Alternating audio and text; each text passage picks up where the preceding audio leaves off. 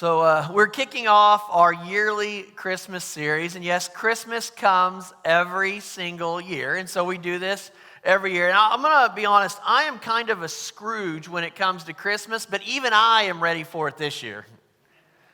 I mean, it's been crazy. I think most of us are ready for something different for Christmas to come. We have an opportunity to celebrate with our family and friends. We give and get presents. We tend to help people more during the holiday season. So it's time for that to happen. I'm excited about Christmas. Now, sometimes at Christmas, you get to slow down in some ways. But a lot of times at Christmas, you ramp up your activity. Now, I don't know what this year is going to look like, but some years you feel like every weekend you've got some Christmas parties. You've got to meet with your family, you've got to go shopping, and you've got to make stuff. And so our actions begin to ramp up a lot of times at Christmas. And that's exactly what we saw over 2,000 years ago when they celebrated Jesus coming into the world. Some amazing people did some amazing actions. Now, I know normally when you start with a Christmas series, you kind of always have to start with Mary, but it's 2020 and we can do whatever we want, all right? We're not starting with Mary today. We'll get to her later. Today, we're going to look at the unbelievable actions of the wise men, the magi, the wise guys, whatever you want to call them. They knew something big was happening, and they had a choice. Just like we all have a choice. They could choose to jump in, or they could have chosen to sit there. They could have chosen to follow what God was doing, or they could choose to ignore it. These wise men made a choice that I hope all of us will make. You see, here's the choice they made. They chose to worship. You see, the wise men worship no matter what it takes. That's what wise men and women do. And that's exactly what we see in the text that we're going to be looking at today. Matthew 2, it's in your handout. It's Matthew 2, or in your Bible, says this. After Jesus was born in Bethlehem in Judea during the time of King Herod, Magi from the east came to Jerusalem. And they asked, "Where is the one who has been born King of the Jews? We saw his star when it rose and have come to worship him." When King Herod heard this, he was disturbed, and all Jerusalem with him. When he had called together all the people's chief priests and teachers of the law, he asked them where the Messiah was to be born. "In Bethlehem in Judea," they replied, "for this is what the prophets has written. But you, Bethlehem in the land of Judah, are by no means least among the rulers of Judah. For out of you will come a ruler who will shepherd my people, Israel." Then Herod called the Magi secretly and found out from them the exact time the star had appeared.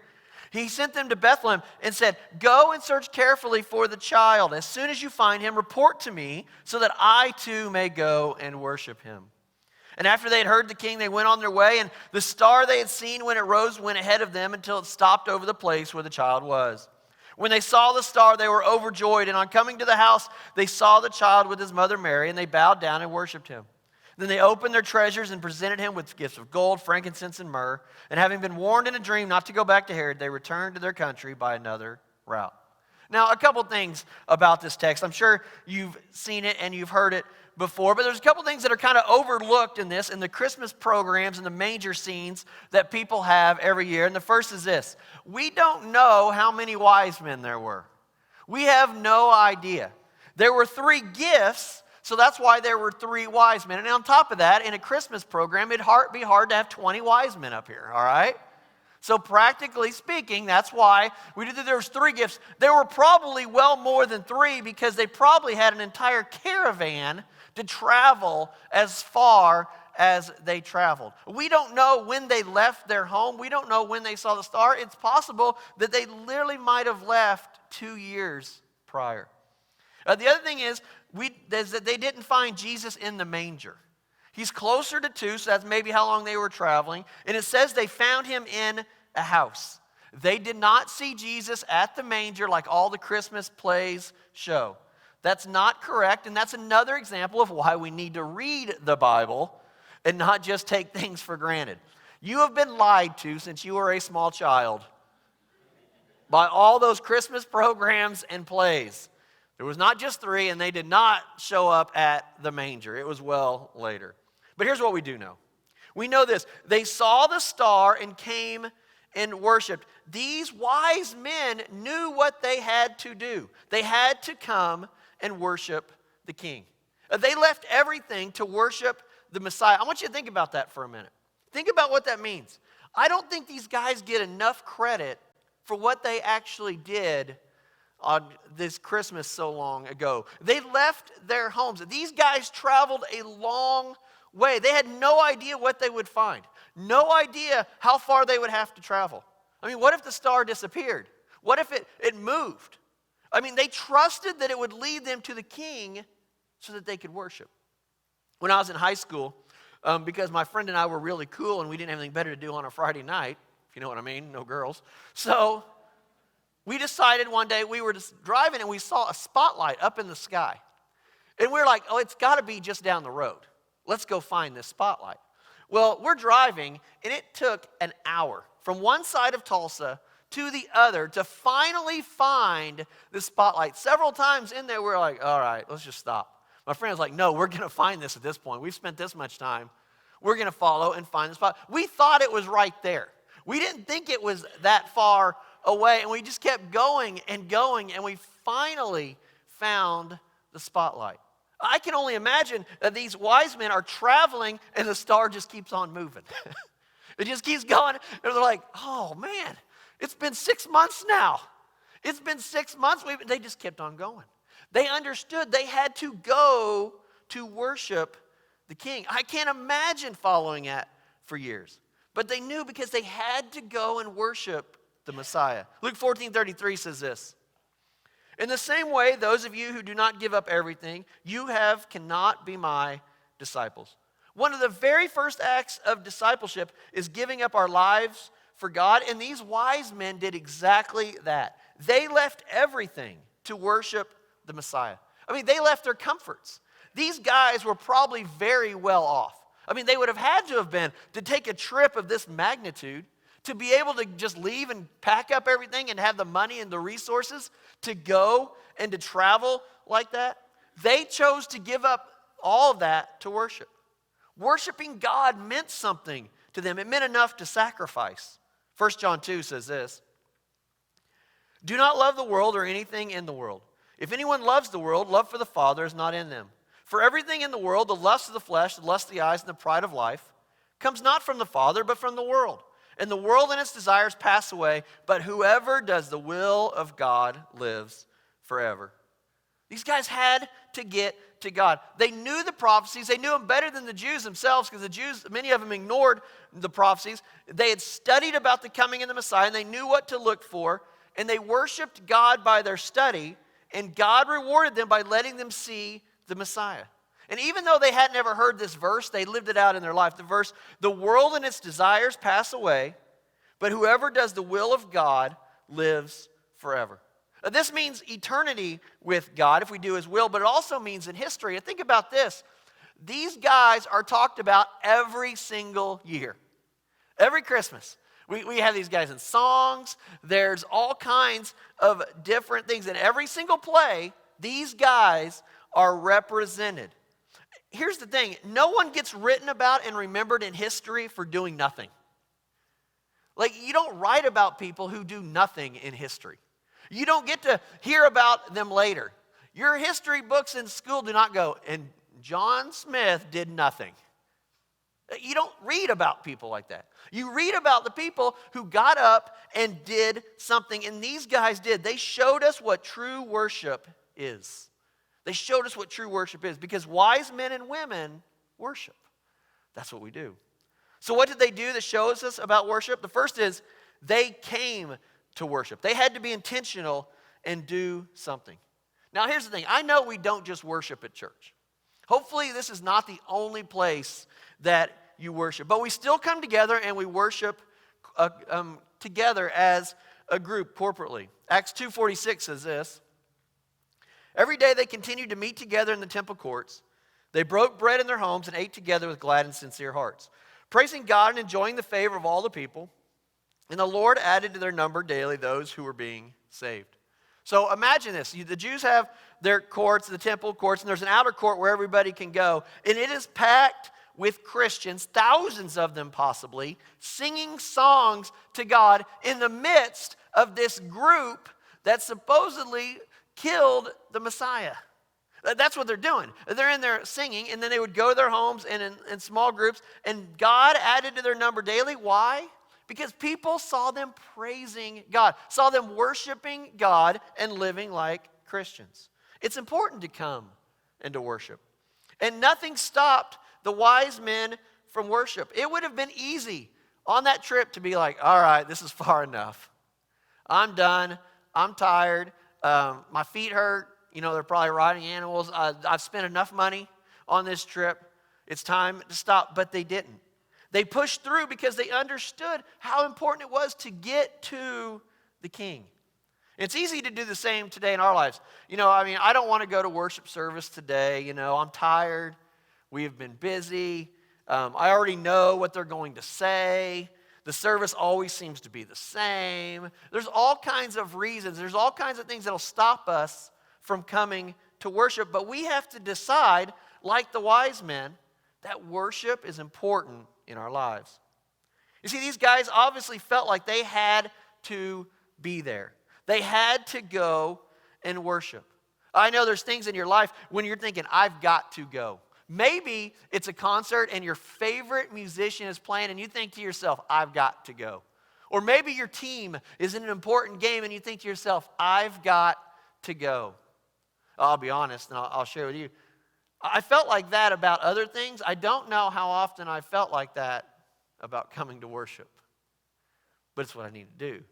And if I want to be a wise man, if we want to be a wise man or woman like these guys, then we have to feel that same about worship. I have to go and worship. So what are some other things that we can learn from this narrative on the wise men traveling so far and worshiping? Well, first is this. They obeyed God. Worship is required from his followers. John 4 says this. Yet a time is coming and is now come when true worshipers will worship the Father in the Spirit and in truth. For they are the kind of worshipers the Father seeks. God is spirit, and his worshipers must worship in the Spirit and in truth. So we worship in spirit and truth. Worship is a must for God's followers, and we worship in many different ways. And this idea of spirit and truth, we're going to look at what that means. And so we follow the example of the wise men in each of these areas. And the first is this. They worshiped in obedience. Showing up in worship is obedience. God has called us to worship together. Now, I know, this year is a little weird. There's people with health risks, you know, and they don't want to come. I totally get that. We're not talking about in the midst of that. We're talking about generally. If you're able to come and worship, that's what God has asked us to do. Hebrews 10 says this. And let us consider how we may spur one another on toward love and good deeds, not giving up meeting together as some are in the habit of doing, but encouraging one another, and all the more as you see the day approaching. I repeat this over and over again because it needs to be repeated. Because it says, as we see the day approaching, and we are constantly getting closer to the day that Jesus is going to come back. So we need to meet together and worship. It keeps us strong. It encourages us. It allows us to see others that are striving towards the same things we are. I hear it all the time, and this is one of my soapbox things and pet peeves. People talk about watching church on TV, which is fine if you just literally are not able to go there, but that is not church. That is watching a preacher, okay? God has called us as a church to meet together. That is why we don't live stream. We're like the only one around that doesn't live stream. Because we believe people need to be here. If you can't make it, hey, we'll have it later in the week to watch. But church is not just a sermon. It's not just singing. It's us as people coming together to encourage each other. And that's what God has called us to do. Because wise men and women are obedient and show up to worship. But they also worship in action. Our life is an act of worship. Romans 12:1 says this. Therefore, I urge you, brothers and sisters, in view of God's mercy, to offer your bodies as a living sacrifice, holy and pleasing to God. This is your true and proper worship. This is great because not all of us can sing. I've told you many stories of how I cannot carry a tune in a bucket. I cannot sing. But worship isn't just singing songs. It's living out our commitment to God. Have you ever had something that you didn't want to do, but you felt like God was wanting you to do that? You ever had something like that in your life? And you keep coming up with reasons not to do it? I'm really good at that. I'm like, no, I don't want to do that. That'd be embarrassing. Or no, I just don't have time. Just don't have time for that. But when we do that thing that we don't want to do, that God is pushing us to do, you see, that's worship. That's worship. And God is smiling down and he's like, thank you for the worship. Thank you for doing what I'm leading you to do. That is worship. Worshiping is what we do with our daily decisions. And we have an opportunity to live out worship daily. Now, that very well may be for you singing in your car or in the shower. One of our boys, we have a speaker in our shower. And our boys can all hook up to it with Bluetooth. And so one of our boys likes to get in the shower and sing at the top of his lungs. And it is awesome. My wife has a few recordings. We won't share those with you because they're embarrassing for him probably. A lot of times it's worship songs. Songs that we sing right here. The other day it happened to be classic hits from the 80s, and it was awesome. He knew all those words too. But maybe that's you. Or maybe you sing in your car or you sing in your shower. That is worship. You can daily worship like that. But for those of us who don't sing so well, God still appreciates it, but there's other things we can do as well. You see, studying God's word is worship. That can be daily worship. We have an opportunity to daily worship God. We just have to choose to be wise and worship. You see, our time and energy also shows what we worship. For example, you know people who are striving to be the best at something. Their whole life is dedicated to this one thing, and they train constantly and they practice constantly. Well, you can tell what they worship in their life. We can see from their activity. So what does our time and energy show who we worship? Now, I'll be honest. I know, unfortunately, for me, my time and my energy sometimes doesn't show that I worship God. It shows I worship other things that don't matter, that are temporary, that are only going to be here today and gone tomorrow. And if I was a wise man, if I was wiser, I would be worshiping daily the God who loves us, the God who came for us with my time and my energy. You see, my actions are worship. And the question for me and all of us is this: who or what do I actually worship with my life? I want you to think about that for a second. What do you spend your time on? What do you spend your energy on? What is the focus of your life? Because whatever that is, that's what you truly worship. You see, we get to choose to follow just like the wise men did. We get to choose to let our actions be worship because wise men and women worship. So they worshiped in obedience, they worshiped in action, and they worshiped in sacrifice. These guys sacrificed their comforts. These were rich dudes, all right? These guys had money. They were comfortable where they were at.